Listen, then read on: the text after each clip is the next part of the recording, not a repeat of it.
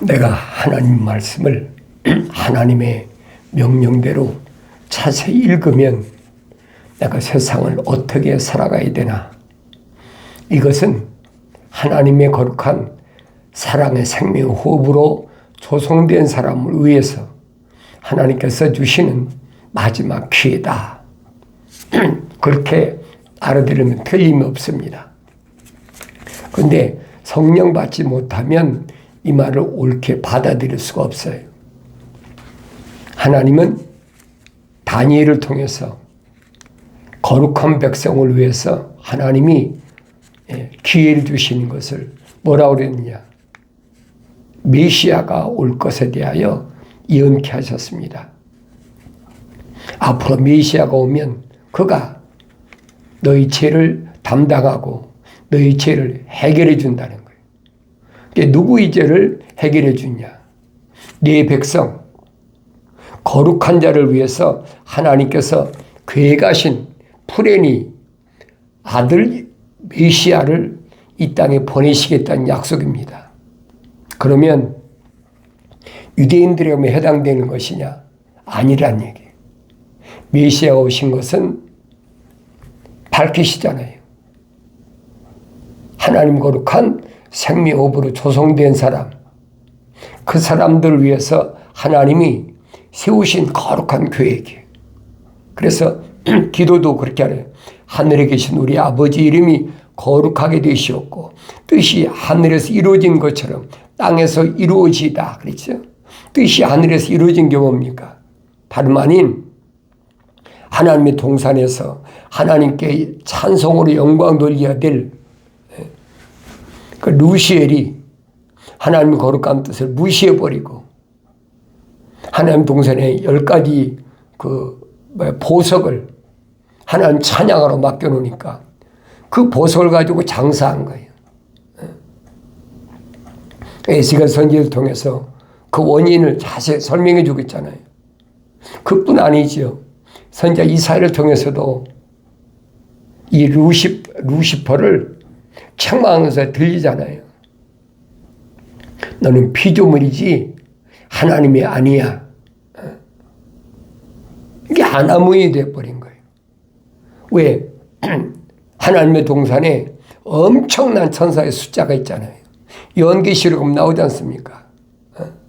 루시퍼, 루시엘 그 그룹 말고도 타락하지 않은 네 그룹이 10조나 되는 엄청난 천사가 있다는 얘기예요. 하나님의 동산에 있는 게요.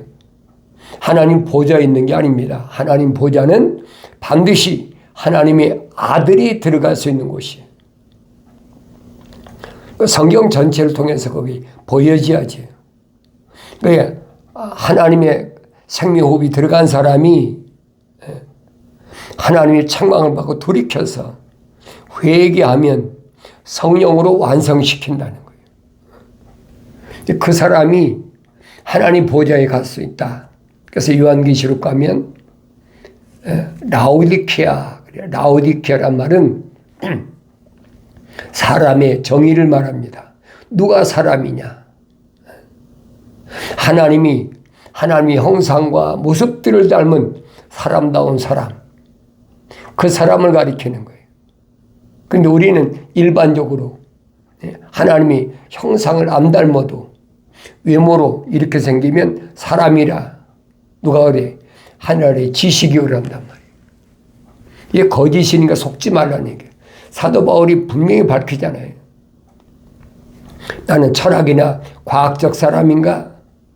아니면 하나님의 거룩한 사랑의 생명호흡이 들어온 사람인가? 성경 그 부분을 나눠주고 있어요. 하나님의 사랑의 생명호흡이 들어온 사람과 하나님의 거룩한 사랑의 호흡이 안 들어온 사람, 이건 자연인이라. 그게 거룩이라니 나눠졌다. 그걸 성령 받고 내가 성경을 읽어야 깨달아져요. 또 되새김질하고 또 되새김질하고 그러면 깨달아지죠. 전에는 사도 바울이 깨달아졌습니까? 못 깨달았죠. 유대인인데도 어머니 태했을 때 하나님의 거룩한 생명이 들어왔는데도 깨닫지 못했어. 완성되지 못했으니까 미완성된 상태다. 만삭되지 못한 자와 같은 나였다. 사도 바울이 고백하잖아요. 그럴 땐 몰랐다는 얘기예요. 그런데 그렇게 자기 욕망을 채우려고 예루살렘에서 부르심을 받은 교회들 다르게 변하면 그 이름이 하나님의 생명책에 다 기록된 사람들을 잡아 가두고 린치를 가하고 별짓 다 하잖아요. 그걸 사울은 자기 자신을 악행이라고 합니다. 그러면서도 그게 얼마나 잘못된 일 몰랐다는 얘기예요. 몰랐으니까 살인도 하고 별의별 다 했죠. 그런데 부활하신 예수님은 사울을 부르시잖아요. 동료들과 함께 지금 다마스카스로 가고 있는데 하늘에서 강한 빛이 내리쬐면서 사울아 사울아 부르시잖아요. 왜 부르셨을까? 왜 사울만 부르셨을까? 왜 사울만 그 강한 빛을 통해서 눈이 멀게 되고 사울만 자기 이름 부르는 소리를 들었을까? 읽어보고 또 읽어보고 또 읽어보고 누가는 사도행전을 데오빌로 각하에게 보낸 편지예요. 사실을 그대로 지금 누가는 기록하고 있다는 얘기예요. 부활하신 예수님이 왜 사울을 불렀겠어요? 같이 간 동료들도 있는데 왜 사울만 불렀느냐는 거예요.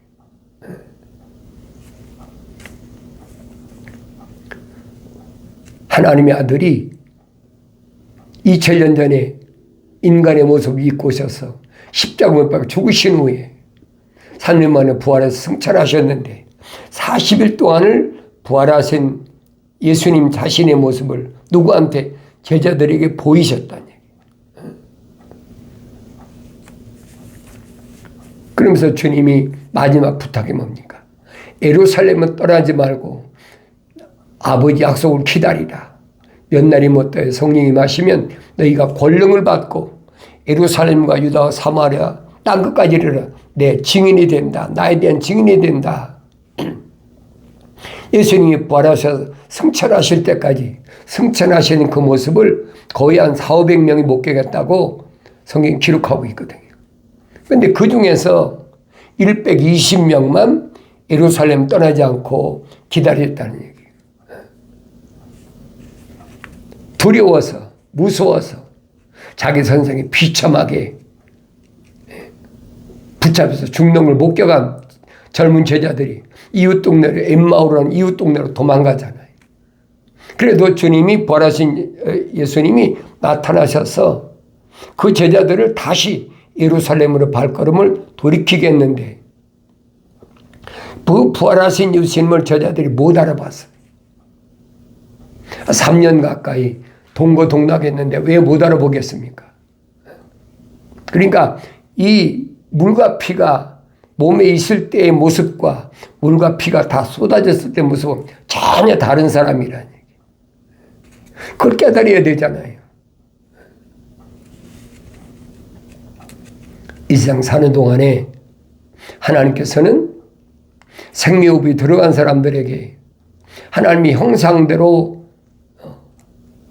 조성될 때 만들어졌다면 하나님이 흙으로 사람을 빚으시고 그 콧구멍에다가 하나님의 생명의 사랑의 호흡을 후 불어넣으니까 하나의 살아있는 혼이 됐다.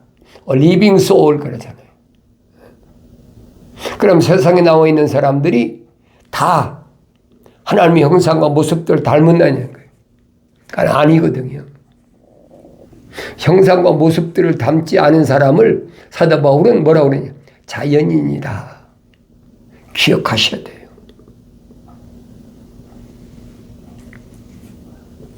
이거 사도 바울이 설명하잖아요.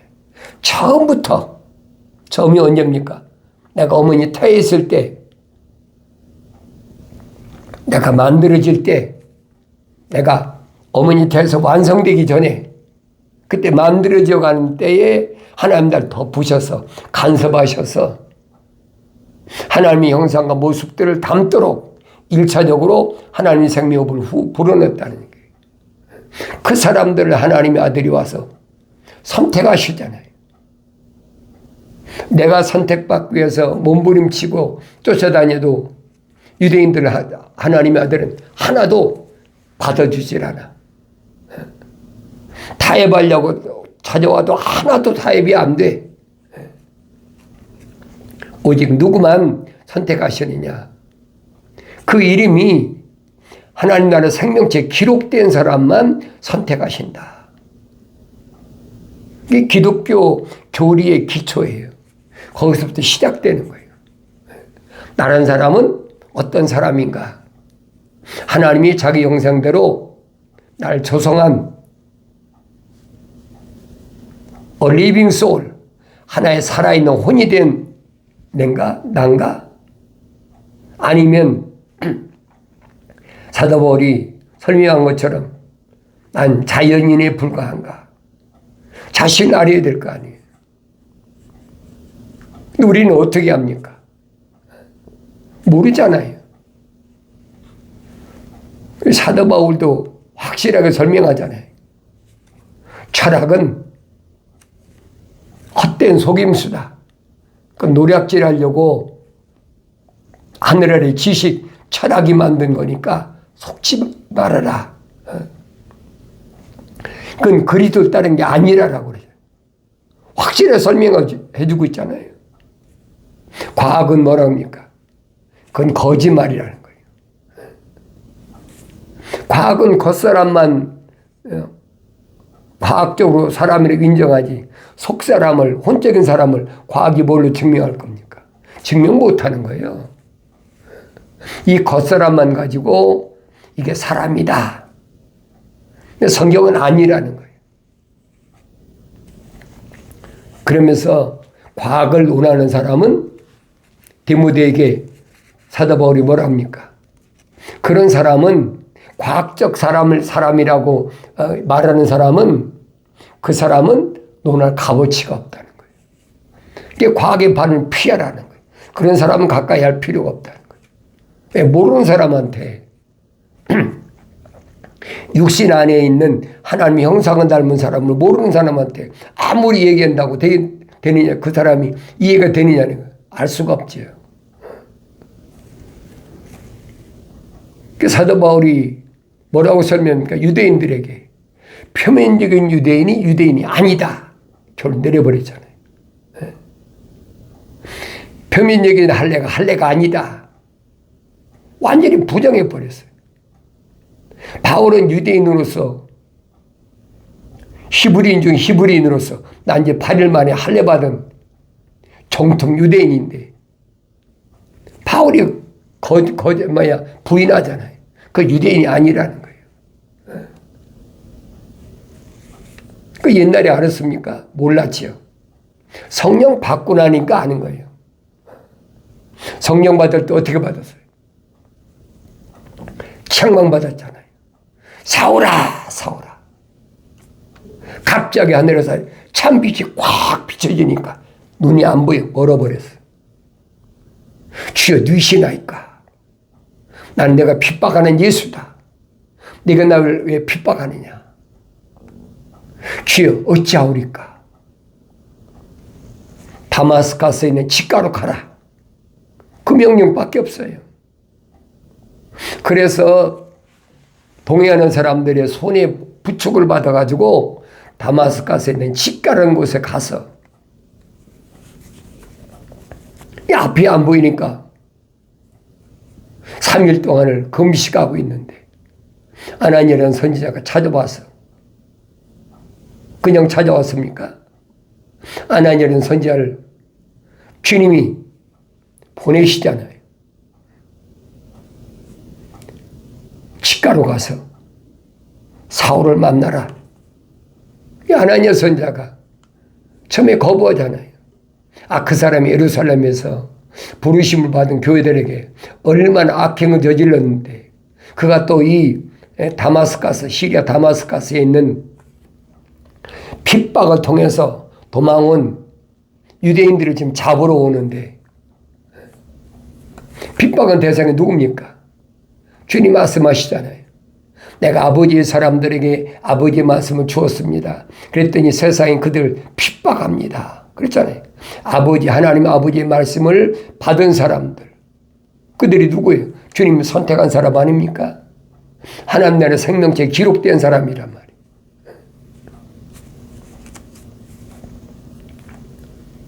그런데 그 사람한테 가라고 주님 지시하시니까.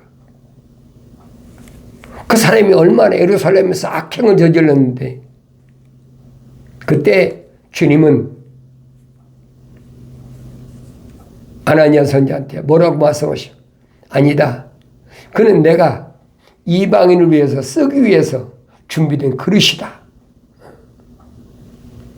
그래서 아나니아 선지자가 치과에 있는 사울이 머무는 집에 찾아와가지고, 사울에게 안수하잖아요. 형제 사울아 그러잖아요. 형제 사울이라고 그래. 그렇게 예루살렘에서 악행을 저지른 사울에게 안수하면 형제 사울아, 하나님께서 너를 이방인에게 복음을 전하기 위해서 준비된 그릇이다.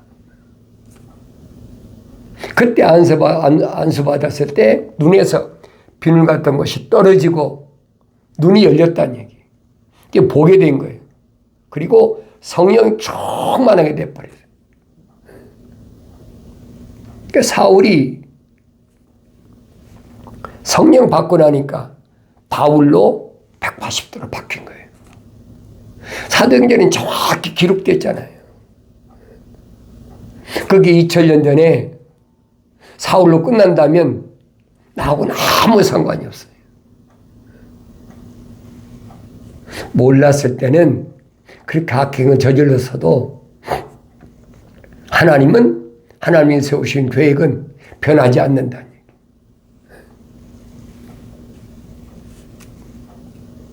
그 이후에 바울은 어떤 길을 걸었나? 바울 서신에서 자세히 기록하고 있잖아요. 성령 받고 나니까 어린아이처럼 돼가지고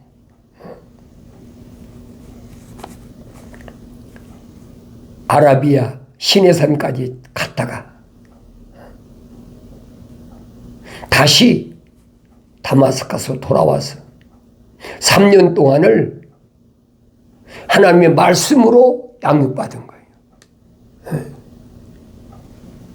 갓난 아기가 됐으니까 젖을 먹고 성장해야 될 거 아닙니까? 그래서 다마스커스에서 3년 동안을 하나님 말씀에 젖을 먹고 성장해서 젖될 그 나이가 되니까 예루살렘에 돌아와서 주님의 수제자라고 하는 베드로와 교제의 악수를 하고, 자기가 그동안 예루살렘에 저질렀던 것이 얼마나 악행이었는지 모르고 그랬으니까. 그리고 예수님의 아우인 야고보하고도 교제의 악수를 하고, 그리고 주님 제자들과 동행한 게 아니잖아요. 자기 고향 길리기아 다소 가서 14년 동안은 계속 말씀을 이제 먹고 되새김질하고, 말씀을 먹고 되새김질하면서 손으로 손수 일한 거예요. 선생 노릇 한 게 아닙니다. 그래서 성령 받고 나서 거의 한 17년, 18년 동안을 그렇게 성장하고 나서 자기 고향에 있을 때 바나바가 데려오잖아요. 길리기아 다소로. 그래서 안디옥에 가서 사역이 시작된 거예요. 이건 바울로 끝나면 나하고는 아무 상관이 없어요.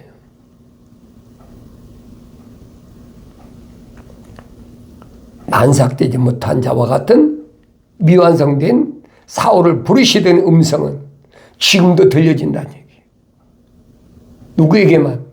하나님의 생명으로 조성된 사람에게는 시대를 떠나서 부르신다는 거예요. 그걸 내가 성령 받아야 깨닫지. 성경 안 읽지. 성경 읽어도 부르시는 음성을 듣지 못하면 갈 수가 없는 거예요. 왜 듣지 못하느냐, 들어야 된다고 설득시킨다고 그게 들려집니까? 어머니 태에서 나올 때 자연인으로 나온 사람이 그 설득시킨다고 들려지느냐고요. 그 말도 아닌 얘기거든요. 그 사도 바울이 그러잖아요. 처음부터, 세상에 태어난 처음부터 하나님이 간섭하셔서 그 이름이 하나님의 생명체에 기록된 사람, 그 사람은 하늘의 시민권이다. 사도 바울이 밝히고 있잖아요.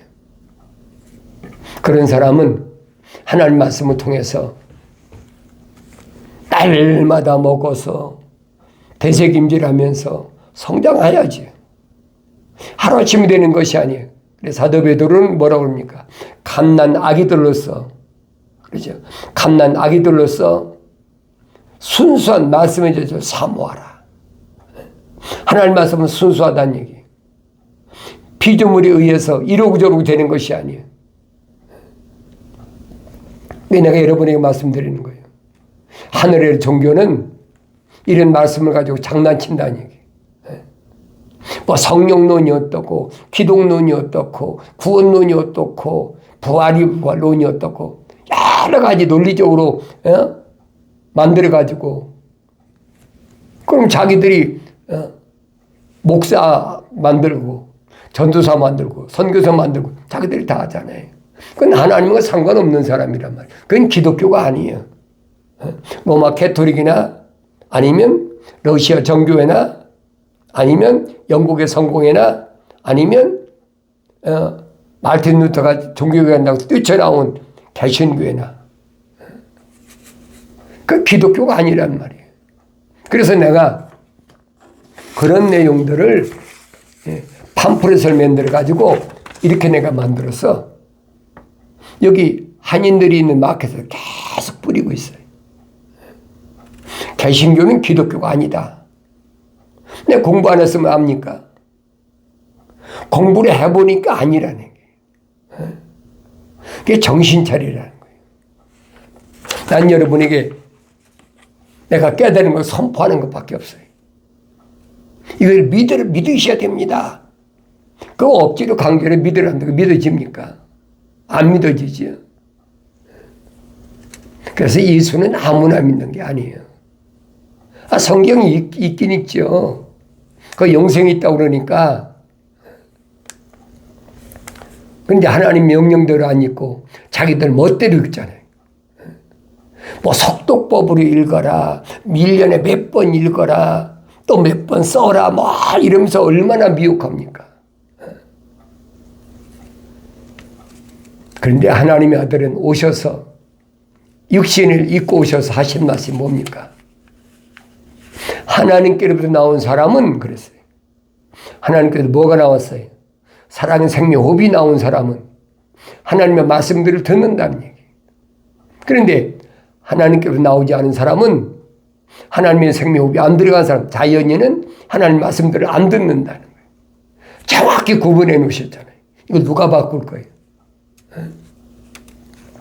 하늘의 종교는 단호하게 바꾸지요. 속지 말라는 얘기. 부지런히 순수한 말씀의 젖을 먹고 자라나서 그래 올바로 깨달이 될 거 아닙니까? 어린아이가 어머니 태에 나왔을 때 자기 아버지가 누군지 자기 어머니가 누군지 압니까? 모르지요. 그러니까 갓난 아기들로서 순수한 말씀에 대해서 사모하라는 거예요. 그럼 먹고 자라나서 이제 깨닫게 된다는 거예요. 하루아침이 되는 게 아니에요. 처음에 하나님의 생명으로 조성된 사람을 하나님의 아들이 선택했는데 제자들이 믿었습니까? 믿을 수가 없는 거예요. 기적을 옆에서 체험하고 밤낮 동행을 했는데도 안 믿어져. 어떻게 보면 하나님의 아들 같기도 하고 어떻게 보면 또 아닌 것 같기도 하고. 왜? 똑같이 먹고 입고 마시고 하는데 그 믿어지겠습니까?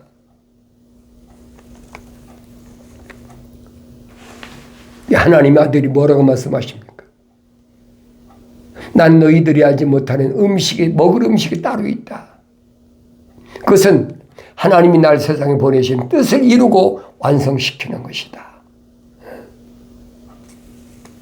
그렇게 철두철미하게 3년 훈련 받고 난 후에 제자들이 나중에 고백하잖아요. 이제 우리가 선생님이 하나님의 아들로 육신 입고 오신 것을 믿습니다. 그때 주님이 뭐라고 말씀하십니까?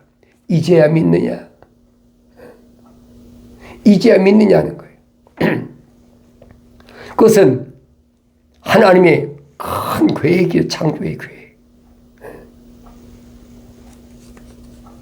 그럼 주님이 이제 내가 떠나가야 된다. 이제 내가 이 땅에서 내가 해야 될 사명 다 했으니까, 하나님의 아들이 육신 입고 온 이 사명 다 했으니까 나는 이제 떠나가야 된다. 너희들도 성령 받아서 완성되면 말입니다. 왜? 혼적인 사람이니까. 리빙 솔, 하나의 살아있는 혼이 됐으니까. 너희가 날 선택한 것이나 내가 너를 선택했는데 너희는 아버지의 사람이다. 아버지의 생명호흡이 들어간 사람이다. 선택하신 이유를 밝히시잖아요. 나는 아버지께로 돌아가니까 두려워하지 말아라. 하나님의 아버지께서 이미 다 계획해 놓으셨어. 뭘 먹을까 입을까 마실까 그 걱정할 필요가 없어요. 세상에서 뭘 먹을까 입을까 마실까 하는 것은 하나님의 생명호흡이 안 들어온 사람들, 그리고 이방인이라고 그랬잖아요. 이방인들이 그것 때문에 걱정하는 거예요. 너희는 걱정할 필요 없어. 우주 만물을 창조하신 창조주 하나님의 아버지께서 그거 모르시겠느냐? 제자들이 믿었을 때 주님은 과감하게 십자가 못 박혀 죽으셨는데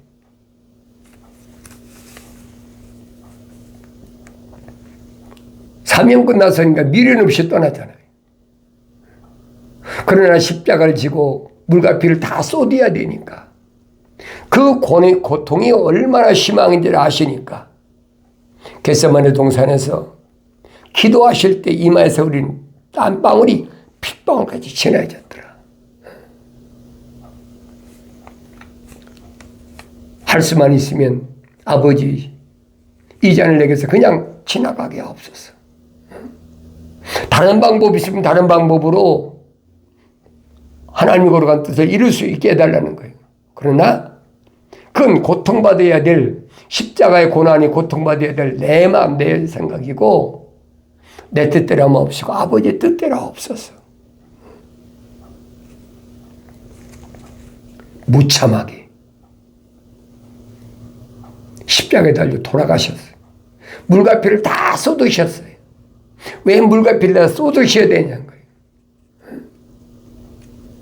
호련이나 변화될 수도 있는데 왜 물과 피를 쏟으셔야 되냐는 거예요. 하나님의 계획이라는 거예요. 내가 십자가에서 죽으면 이틀 만에 너를 살리고 3일째 너를 일으켜 세울 테니까. 그러면 내가 흘린 피로 말미암아 하나님의 생명호흡으로 조성된 사람들이 죄를 깨끗이 사하고 그리고 그 사람들이 성령 받을 수 있는 기회가 주어진다는 거예요. 그러니 과감하게 죽으신 거예요.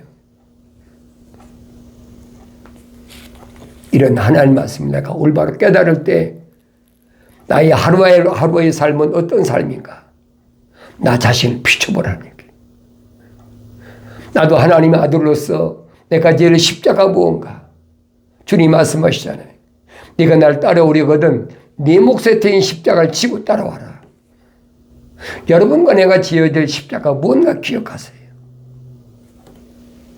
책망받고 돌이켜서 성령 받음으로 인해서 세상을 넉넉히 이기는 하나님의 아들로서의 담대함으로 승리 기쁨이 충만하길 바랍니다.